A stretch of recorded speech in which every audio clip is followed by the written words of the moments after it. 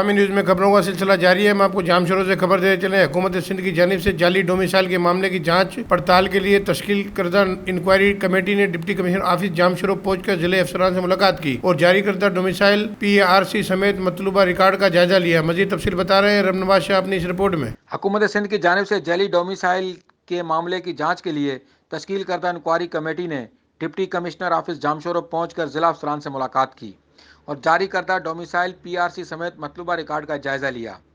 Senior member board of revenue قاضی شاہد پرویز کی سربراہی میں آنے والی کمیٹی میں secretary services general administration and coordination department Saeed Ahmed, commissioner Hyderabad Muhammad Abbas Baloch, deputy director PRC board of revenue Nazir Ahmed Qureshi سمیت دیگر افسران شامل تھے.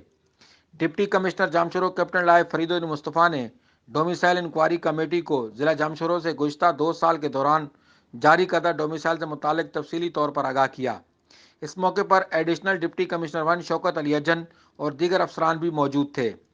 واضح ہے کہ صوبہ سندھ کے مختلف اضلاع سے جعلی ڈومیسائل کے اجرا کی خبریں آنے کے بعد سندھ حکومت نے senior member board of revenue قاضی شاہد پرویز کی سربراہی میں انکوائری کمیٹی تشکیل دی ہے جو صوبہ سندھ کے مختلف اضلاع کا دورہ کر کے ڈومیسائل ریکارڈ کی چھان بین کر کے رپورٹ وزیر اعلیٰ سندھ کو پیش کرے گی. वधीक ख़बरनि ऐं तफ़सील जे लाइ विज़िट कयो असांजी वेबसाइट awami news hd.com ऐं ॾिसंदा रहो Awami News HD.